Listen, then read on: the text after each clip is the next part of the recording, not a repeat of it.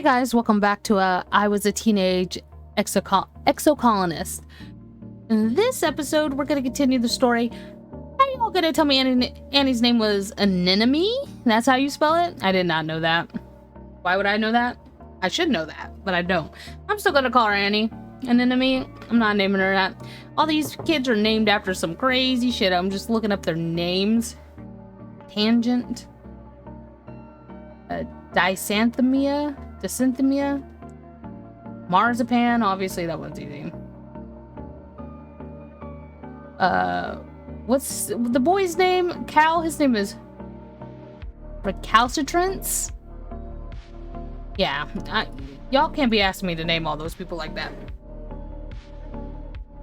You know? So, what we're actually gonna do is just continue the story. So if you do like this episode, remember to like and subscribe.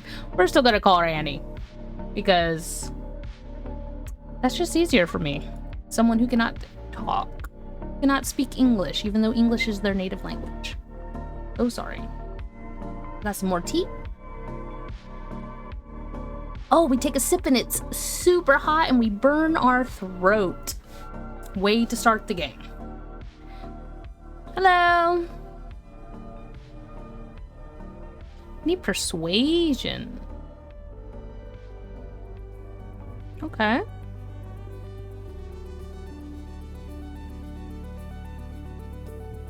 What do you need with you? Biology. Bravery.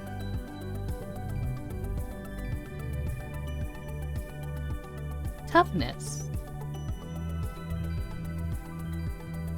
And you? Oh. Your hollow palm pulses with a message from Tange. Hello, Ophelia. If you're not occupied, could I ask you for your assistance in the lab? Thank you in advance, Tangent. Typical Tange things, but her asking for help is something so rare that you can't help but head over right away. You find her hunched over a spectrometer, making notes in the holo screen. Oh, you're here, she says, blinking rapidly. She looks like she's been awake for days, wrinkled a little shiny and with a wild-eyed look for someone who needs a cup of blep tea. I came as soon as I could. It just happened to be near Mark. How can I help? I came as soon as I could. I'm researching the shimmer, the respiratory illness that some people report during pollen. I'm loath to admit it, but I need your assistance. She takes four vials with swabs inside them, put them into your hands. I need recent saliva samples from both you and your father. There must be a reason why he's so susceptible to the shimmer, and you're not. You share half of your genetic code with him. There must be some kind of marker we can compare between the two samples. Then she continues to pull another vial from the rack of tube tests. Administer this to yourself, wait 3 days, and take the sample again. The test should be able to determine if anything in your body chemistry has changed. Tange looks at you very seriously, cutting through her bleary expression. There's something going on here. Something really, really big, and I've begun to realize this is more than just curing a disease. She squeezes your hand so hard it almost hurts, unlocking the secret of the shimmer, who affects it, and why. It could lead to a greater understanding of all life on Vertumna. And knowledge is more than power, Ophelia. It's control. Okay, I'll do it. Thank you.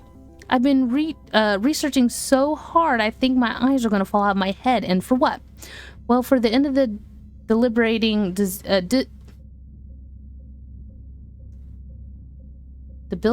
diseases is pretty good reason, but Tange just shakes her head and at herself before she can answer. We're at a disadvantage here. We're fighting blind. We need to understand this planet if we're going to get under our control. Okay. Don't. Okay, yeah. Oh, we can study together. Want to study together? You and Tangent sync your hollow palms and play games together where you race to assemble chemical compounds using simple programming language. Tangent is a whiz at it and breezes through the levels, barely breaking a sweat. You can tell she's hiding a smile when she looks over your shoulder to help you with your particularly tricky algorithm. Thanks. So with you, what did I need?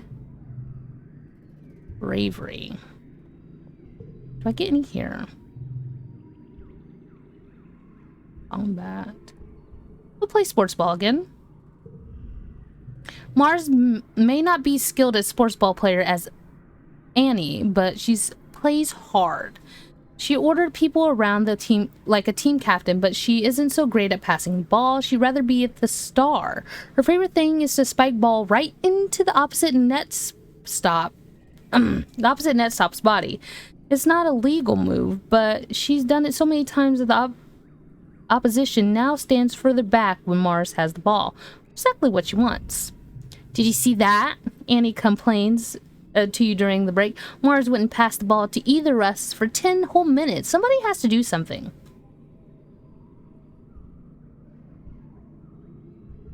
Let's talk to her in private. Oh, Mars hates us, and I can't do that. You pull Mars aside for a second before the second round, where you explain that she needs to change her behavior. She's great defense and angry. She gets defensive and angry, but seems to understand what you're saying. Fine, fine. I get it. If I hog the ball and don't pass it to players who are worse than me, they'll never get better. I guess you have a point. Mars tries your teamwork theory out, and the three of you sweep the floor with the other team. She does a fairly good job of actually being a team captain, too, encouraging you and Annie to play your best. Turns Mars likes winning even more. She likes being the one with the ball. Lord.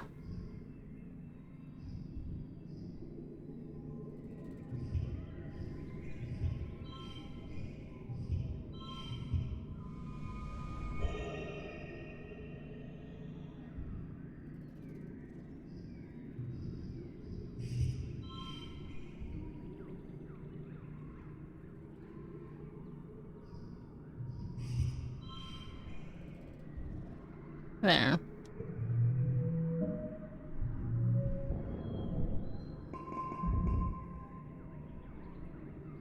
Bravery went up. So I think we'll be able to talk to this now, maybe? New perk. Extra card draw. Draw an extra card at the start of the challenge. Effect stacks.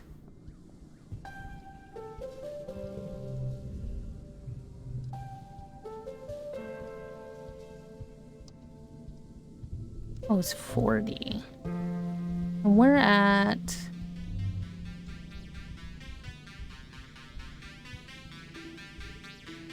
33.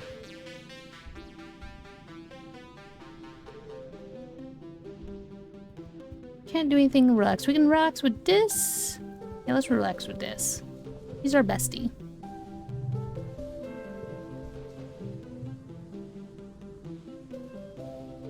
The view from the top of the tower is stunning. In almost every direction you see the untouched beauty of Termina spilling out before you. Well, except for where you've cut down a bunch of mush trees and where the expedition vehicles have turned the dirt and where the damaged drainage systems made a big muddy puddle. And I think we get rid of these zeros.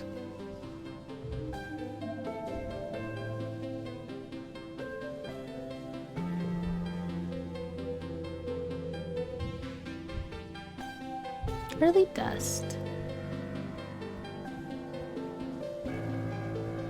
Oh, Dad, are you feeling better? This is such a dry, hot season, but suns are high in the sky, baking with the usual lush Termina jungle. If there is a breeze and it's warm and you guessed it, dusty. Your parents are up every day before dawn, which comes far too early for your liking. They're usually gone by the time you wake up and home after you're asleep, so you just visit them at work if you want to see them. Good morning, Gooseberry. Have you come to see the harvest? Your mom and I are gathering crops of actual Termina dirt this week. Sure, that sounds neat. He shows you around the row of the corn beans from Earth. They all look like little yellow and scraggly, but now that not what you expected, but your dad is enthusiastic, points out the vegetables are ready to harvest. Don't forget, the Termina Festival is coming up. There will be a talent show and a science fair. I'm sure you're eager to participate, Ophelia. I am, Dad. I think I'm gonna sneak out.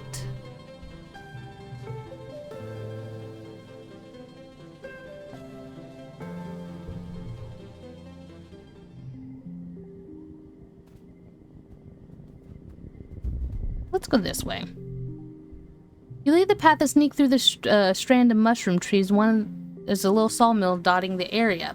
The small but busy operation, 3 people feeding mush trees logs into some kind of machine, while the fourth one directs the 4-legged robot with the plasma saw mounted in front.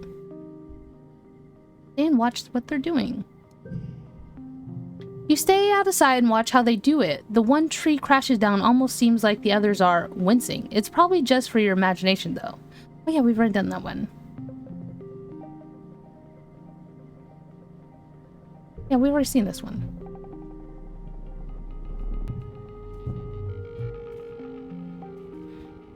Yeah, I think we just need to go this way.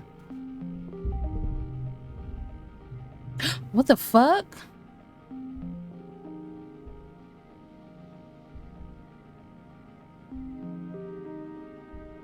A large woolly blue creature is floating here, and a meter off the ground. It seems upside down, which is causing it some distress. Its segment legs kick uneasily in the air as it tires itself out. It must be a float cow.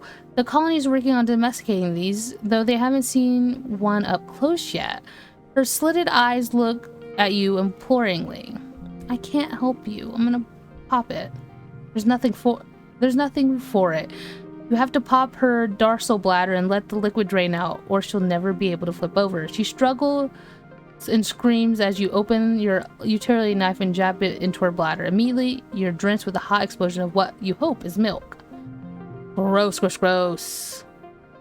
The float cow sprawls away, and the sudden gesture of liquid pours out of her. I hope she'll be okay, but you decide not to be okay with how you smell now. Disgusting.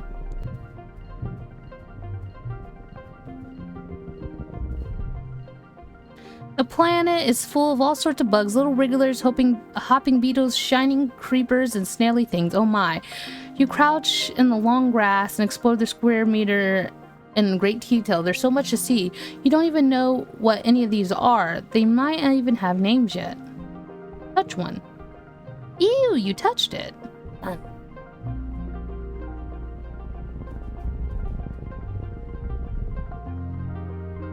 You let your mind wander as you are walking and bumbling straight into the field of a gelatinous bob glass. Okay, yeah, we've already done this.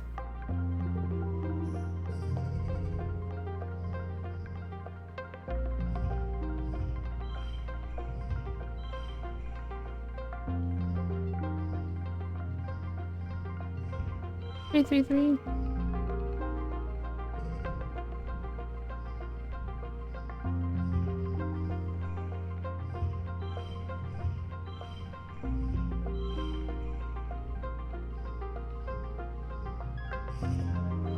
There we go.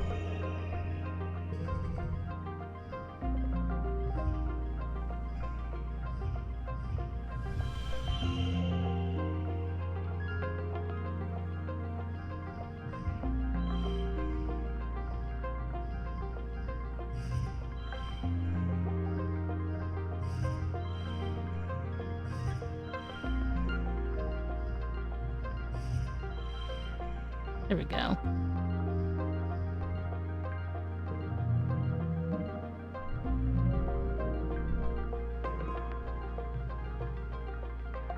We did that one.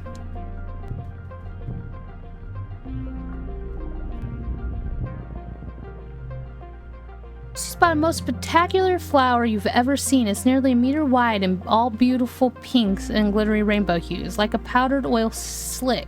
When a white wind rustles, it's shimmering as it breathing. You need to have it for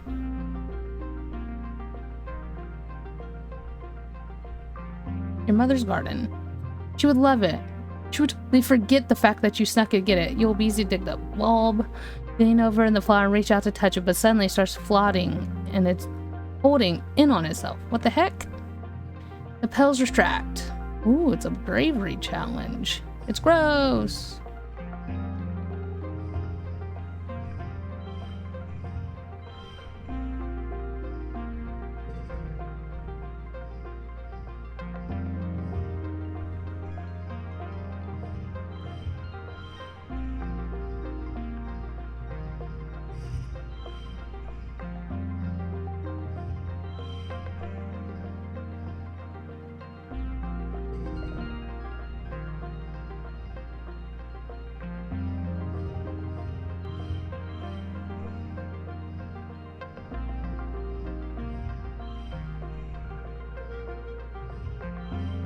Hold on.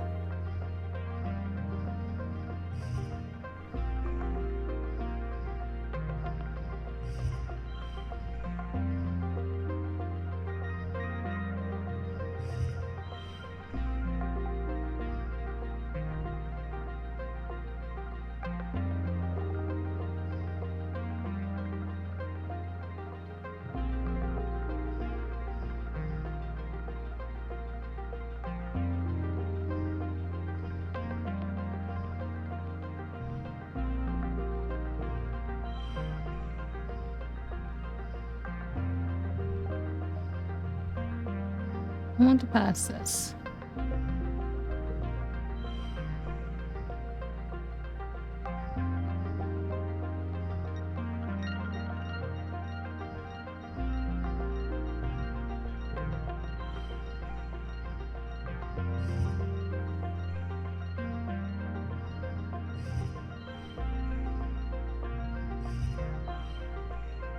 I think I fucked it up.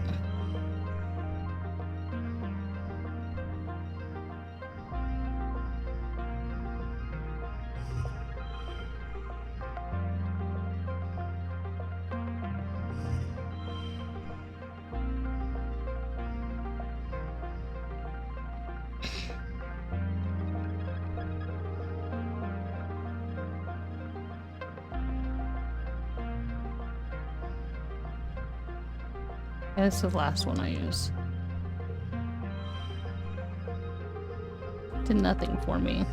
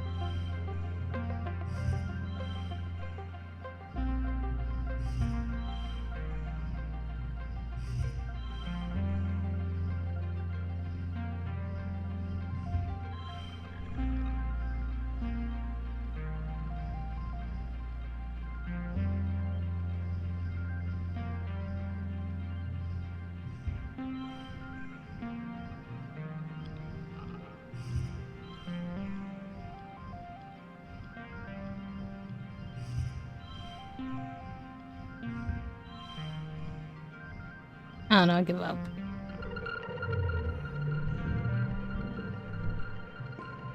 I pissed my pants. The teeth pause in their movement briefly, and then bang, you feel shock of another. Then the flower thing spits you up, and you watch your daze and lurches away your bush. Above there stands a man wearing all black and blurs vision. He looks like a living shadow. You mumble. He looks down at you, shakes his head, and runs off after the creature. Who is that guy? Well, you're happy you didn't stick around to find out, and you wet yourself in terror. Fuck me. I'm not good at that shit. Yeah, bravery. Oh.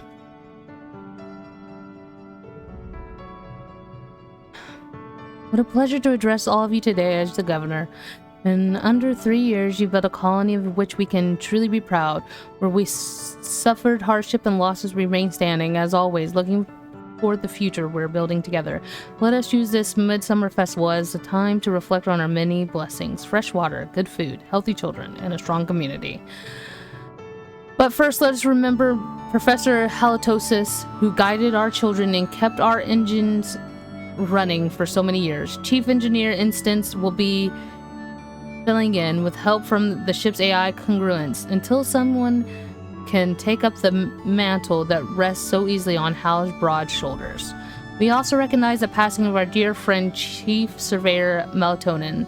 Known for his gentle nature and his curious spirit, Tonin joins his daughter Aspartam and his partner Levendula in the world of our memories. In his place, you're welcome, our youngest council member ever, Utopia representing expeditions. Etiquette invites the rest of the council to stand and recognize crowd, including your mom, and huffs in annoyance. When your pause dies down and council sits, Utopia reminds, actually, anti-etiquette, you'll Etiquette, you'll mind if I just make a quick announcement?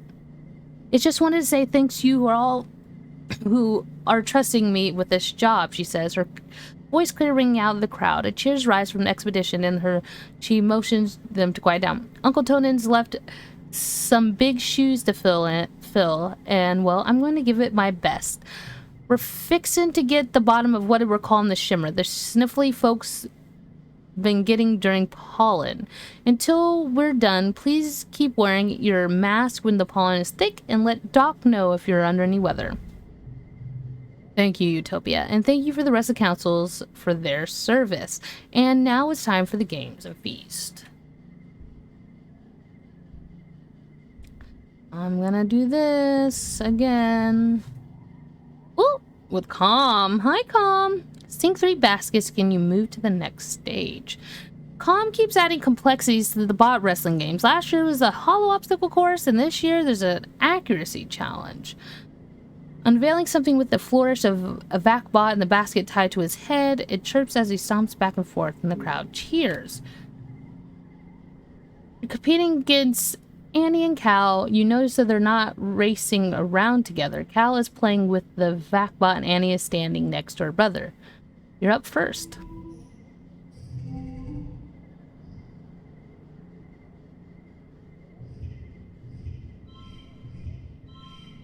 That's 10. What if I do this? I just want to know if I can beat 10. No.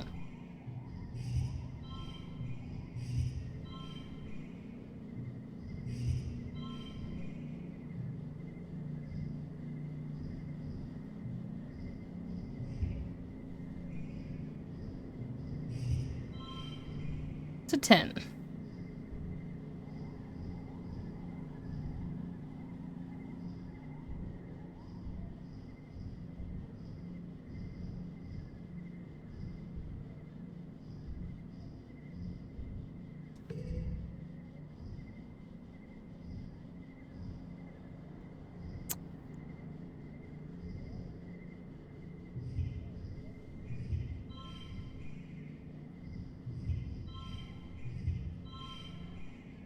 $13.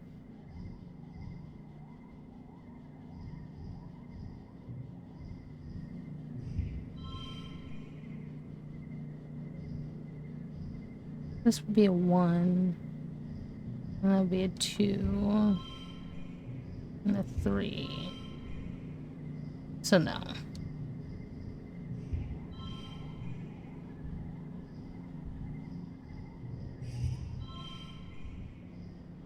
It's 14.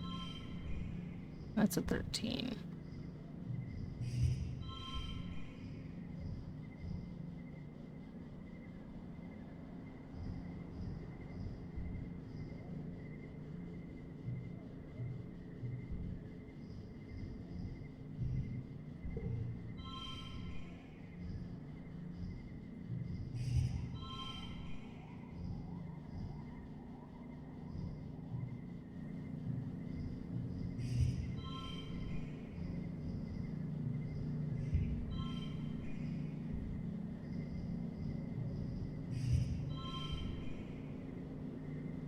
Oh, well, that's where we were at, so I'm going to go next round.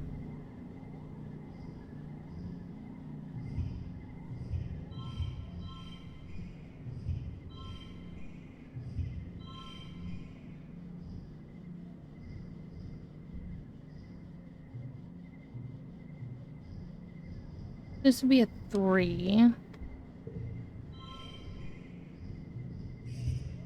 There we go. Yay, we finally won one! Thank God. For 1 kudos. You thought the accuracy portion would be harder. Those vacuum bots can be fast when you're on a mission. This one seems to get bored waiting for you to complete the obstacle course, so by the time you line up to take your shot with the sports ball, it stopped running around and has taken careful vacuum the dirt under its feet. You easily sink the basket and move onto the wrestling competition, win it by a huge margin. Annie pouts and stomps over to Calm, yelling that it wasn't fair that she got that you got it easy. She refuses to speak to you until Calm sits you both down and makes you shake hands, pointing that Annie also got hit by 5 hollow obstacles and couldn't have one anyway. Annie begrudgingly accepts your win. Hey, Calm, but we're getting married in the future, right? After the festivals, you take time off for a much-needed, very relaxing break. Your dad sets up slip and slide through the colony square, and everyone takes turns sliding on their stomachs and spraying water at each other. It's a lot of fun, and you can feel your worries floating away in the hot dust.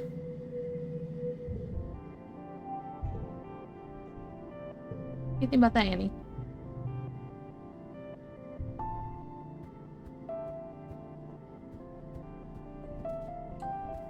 My little friend.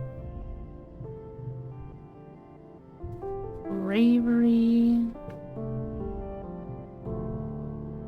biology,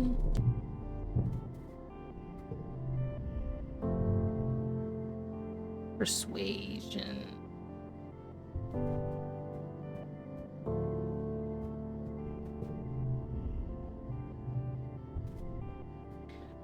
Okay. Are these all reset?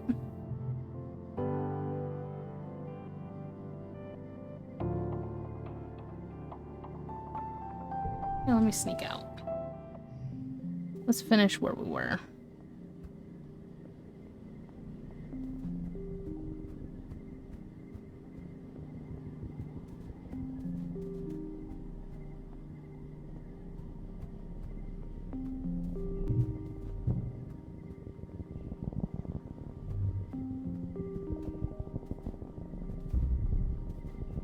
Do this one. Come across a cluster of mushrooms. They're not fully grown yet, but they're still pretty big. They might be good at harvest before it gets gross and mushy during rain season. Friendly pat. We did that, right? We've done this one before. This is where what's his name was standing. Geoponics engineers have set up worksite here using RoboPlow to tear up the ground and prep it for farming. Let's sneak past them.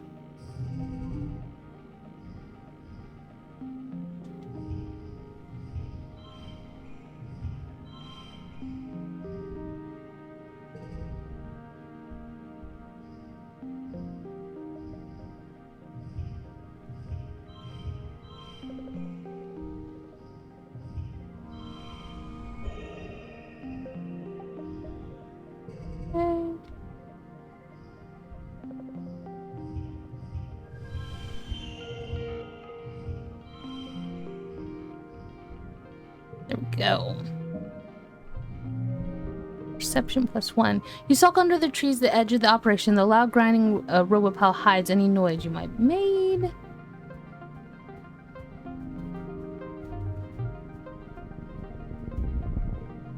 Okay. So farmland has spilled outside the walls, and the field doesn't look like they're doing very well. Nobody around here now. In fact, it looks a bit abandoned. There's some mere-looking crops ready to harvest, but animals are starting to get at them. Salvage them. You pull out a handful of wrinkly tubers. They're probably supposed to be potatoes eventually, or maybe yams. It's hard to tell. Dig around a little longer, but it's pretty picked over. Okay.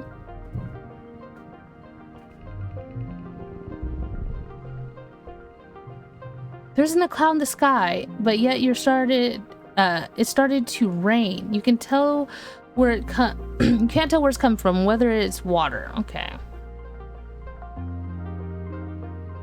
We did this one last time, so let's do find shelter and wait it out. Ooh. The rain won't let up, and you sit for hours under the large mushroom cap, watching tiny blind creatures like worms wriggle out of the mud and swim around in newly found puddles. When you meet another of their species, the worms line up side by side, seeming to compare lengths. Then the shorter one bites on the tail end of the longer one, and the way the gradually all combine into one long creature, which fills the whole puddle. That's disgusting. That's actually appalling.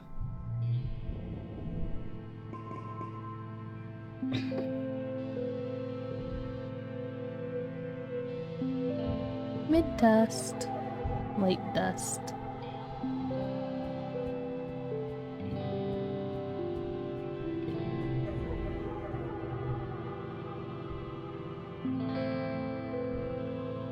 is my bravery? 38, we're almost there. But I can't do anything now.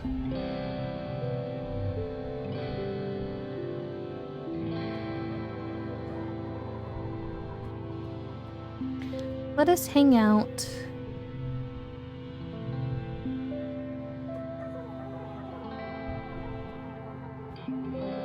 We haven't been to this one.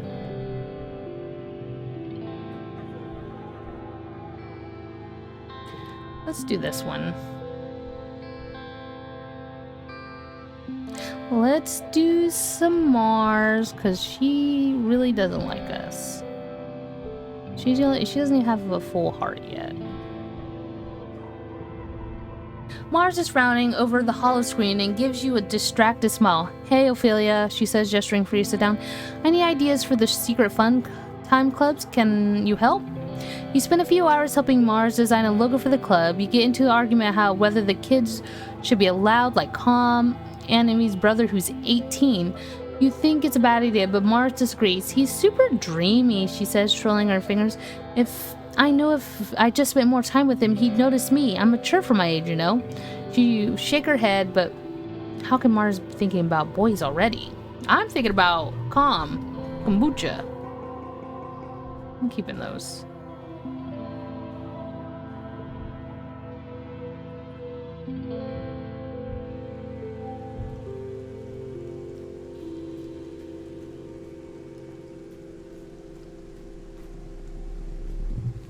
Hey, Dad. Your mom's great but lady. True love is hurling yourself into space with someone who's hoping the best for your children. I need animals. I'm bad at animals. What? You were getting... what is this? Do I need in here?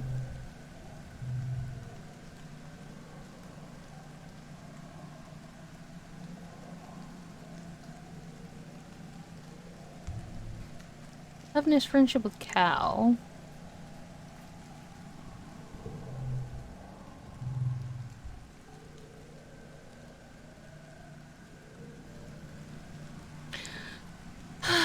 Sports was only minus 10 bravery and toughness. I'm gonna do combat. Yeah, we'll do this one. We'll do defense training before we end the episode. Part of self-defense training your body so that it can be ready for any situation. The security chief has you running laps, jumping through tires, climbing walls, and sprinting back and forth. He has this inverted anti-gravity pad that makes your limbs feel super heavy. When you do jumping jacks in it, and then do them again in normal gravity, it feels like you could jump straight back up through the wormhole. It's exhausting, but not different than sports ball training.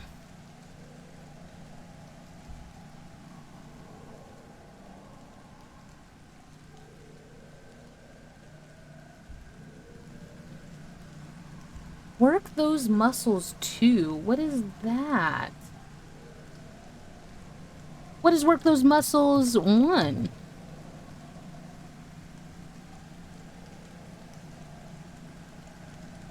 Is it better just to get cards?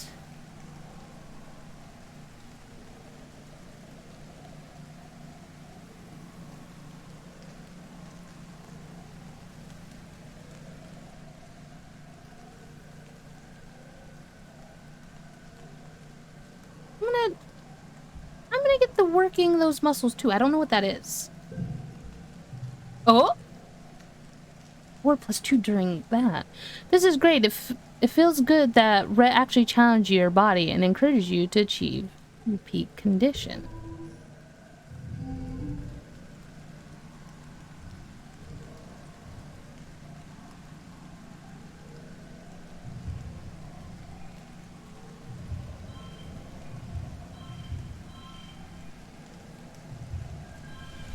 Nice. Super goal.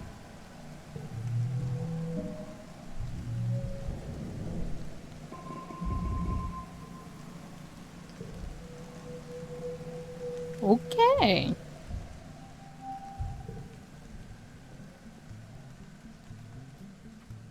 Well, we can talk to an enemy in the next episode, but we're gonna have to end this one here before we get a little too far. I hope you guys enjoyed. This is such a relaxing game, just sitting here on my day off drinking some tea. And I will see you guys in the next one. I'm gonna record some more in this batch. See you later. Bye bye.